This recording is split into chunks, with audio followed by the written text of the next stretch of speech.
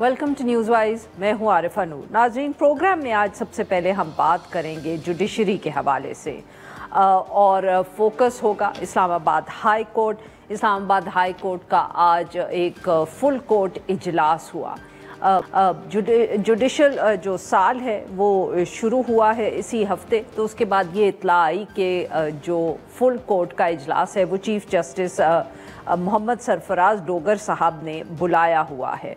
तो ये full court meeting जो थी इसको आज बुलाया गया 2 बजे और उसमें तमाम जजेस ने शिरकत करनी थी। इजलास जब शुरू हुआ तो ऑब्वियसली कोई इत्ला पहले तो नहीं आई।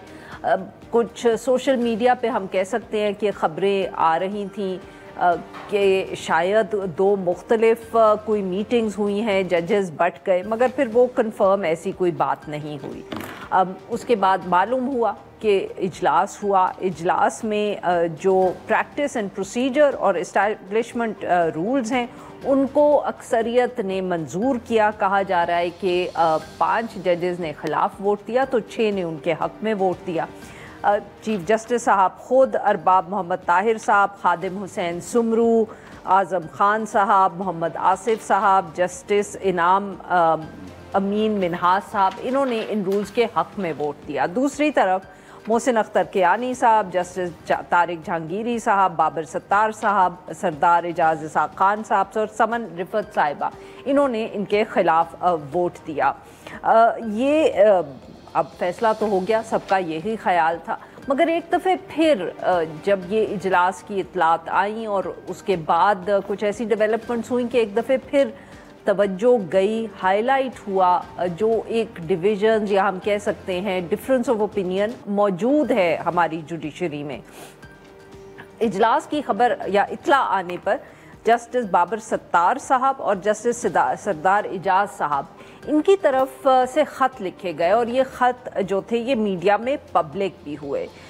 इन खतूत में हम कह सकते हैं कि कुछ चार्जशीट चीफ जस्टिस साहब के ख़िलाफ़ थी, कुछ उन्होंने ऐसे इश्यूज़ हाईलाइट किए जिनकी ज़िम्मेदारी जो है वो चीफ जस्टिस साहब पर पड़ती है।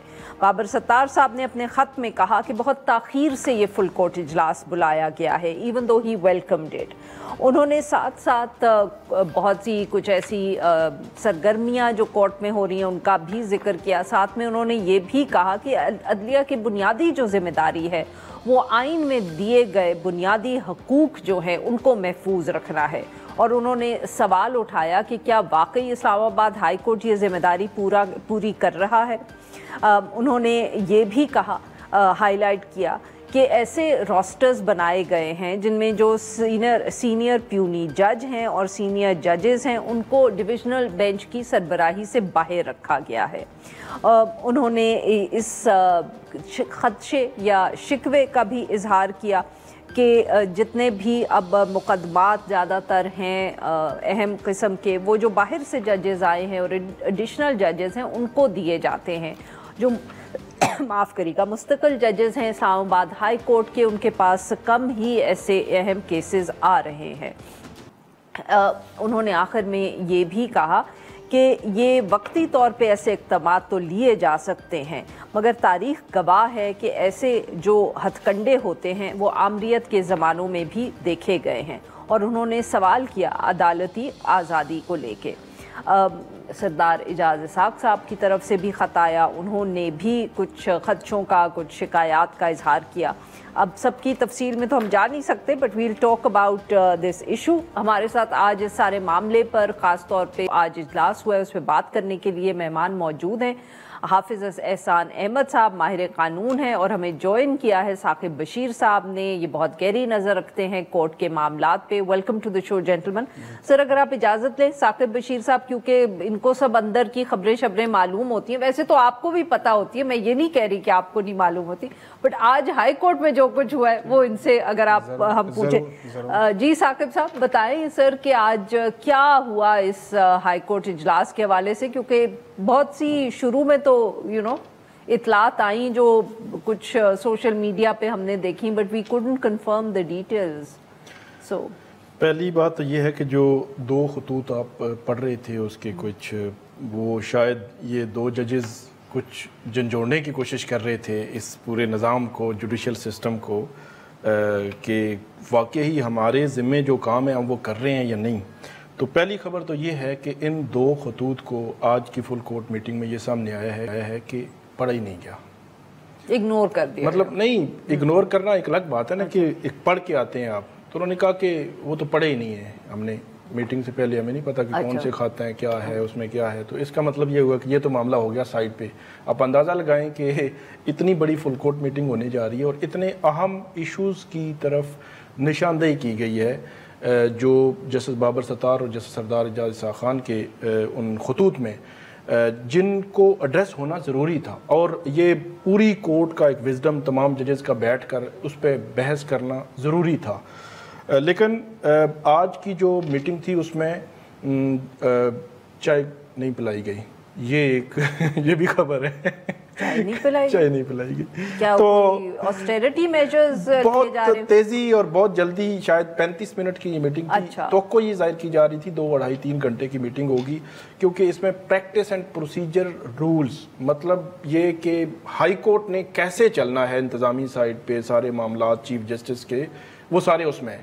اور وہ ایک بک ہے 602 پیجز کی بک، اور ایک ہے اسٹیبلشمنٹ سروس رولز ہیں، وہ ایک الگ ایک کتابچہ سا ہے. ان کی منظوری لینی تھی. تو 2 روز قبل وہ 602 صفحات کی بک بھیجی گئی ججز کو کہ آپ اس کو پڑھیں، اس پہ اوپینین دیں اور اس کے بعد ہم اس کو دیکھیں گے. تو اب خبر یہ ہے کہ ان دونوں رولز کی منظوری کے وقت کوئی بحث نہیں ہوئی، کوئی ڈسکشن نہیں ہوئی، کوئی رائے نہیں لی گئی کہ آپ بتائیں جی فلاں رول جو ہے وہ ٹھیک ہے یا اس میں ترمیم کی ضرورت ہے یا نہیں ہے، یا 1 بائی 1 ججز سے یہ پوچھ لیا جاتا کہ آپ کچھ ڈسکشن کر لیتے ہیں نا، مطلب بیٹھے جو ہے اکٹھے. ہاں ٹھیک ہے. ووٹ انہوں نے کہا کہ بتائیں جی، انہوں نے کہا 6 ووٹ پورے ہیں، انہوں نے اپروو کیا، 6-5 سے فیصلے ہو گئے.